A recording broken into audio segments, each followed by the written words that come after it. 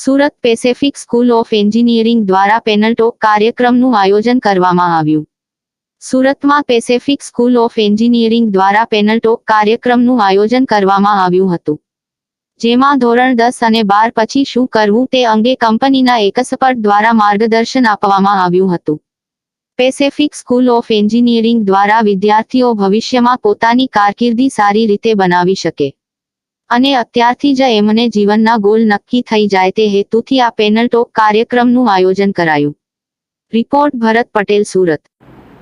જી sir, આપનું નામ અને આજે કઈ પ્રકારનો કાર્યક્રમ? મારું નામ ડૉક્ટર કંદર્પ જોશી છે. હું પેસેફિક સ્કૂલ ઓફ એન્જિનિયરિંગમાં વાઇસ પ્રિન્સિપાલ તરીકે વર્ક કરું છું.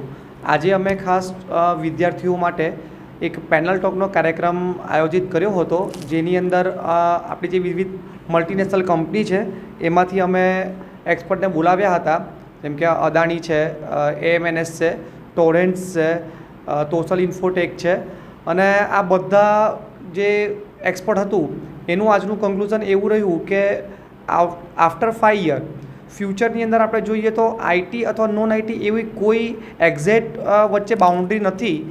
કોઈ પણ ફિલ્ડ લઈએ આપણે, એ ફાઇનાન્સ હોય, એન્જિનિયરિંગ હોય, પ્રોડક્શન હોય, મેડિકલ હોય કે એગ્રીકલ્ચર હોય, હવેથી બધા જ ફિલ્ડમાં આપણે આર્ટિફિશિયલ ઇન્ટેલિજન્સ છે કે મશીન લર્નિંગ છે કે આઈટી અને નોન આઈટી એ બંનેને એવી રીતે ઇન્ટિગ્રેટ કરવાનું છે કે આપણે જે ડેઇલી રૂટીન, આપણું જે ડેઇલી લાઈફ છે એ કેવી રીતે આપણે ઇઝી બનાવી શકીએ.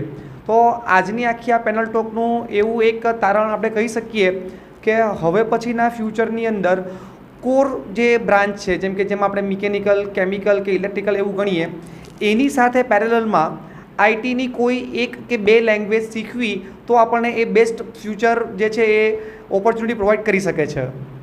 કેટલા વિદ્યાર્થીઓ સર ઉપસ્થિત હતા અને મહેમાનમાં કોણ કોણ હતા? લગભગ 300 જેટલા વિદ્યાર્થીઓ આજે ઉપસ્થિત હતા અને મહેમાનમાં મેં જણાવ્યું પ્રમાણે અંકુર વાઘ એ જે એસોસિએટ મેનેજર છે અદાણીમાંથી, ત્યાર પછી આદિત્ય શુક્લા, તેઓ AMNS SR સ્ટીલ છે એમાં ટ્રેનિંગ આસિસ્ટન્ટ છે, ત્યારબાદ ગોલ્ડી સોલાર છે એમાંથી મહેકભાઈ ડોશી હાજર હતા, ત્યારબાદ જે ટોટલ ઇન્ફોટેક છે એમાંથી વિશાલભાઈ. એટલે ટૂંકમાં અમારી આખી પેનલ જે હતી એમાં આઈટીના 4 એક્સપર્ટ અને નોન આઈટીના 4 એક્સપર્ટ. અને આમાં મજાની વાત એવી રહી કે આઈટીના એક્સપર્ટ હતા એમણે નોન આઈટીનું મહત્ત્વ સમજાવ્યું, અને નોન આઈટી એટલે મિકેનિકલ કેમિકલવાળા જે હતા એમણે આઈટીને ઇન્ટિગ્રેટ કેવી રીતે કરવું એ સમજાવ્યું. આમાં વિદ્યાર્થીઓને શું ફાયદા થઈ શકે છે સેમિનારથી? જો વિદ્યાર્થીઓ શું કરે છે કે માર્કેટમાં જે પણ આજુબાજુના લોકો વાત કરતા હોય એ પ્રમાણે ગાડડિયા પ્રવાહમાં એક એડમિશન લઈ લેતા હોય છે.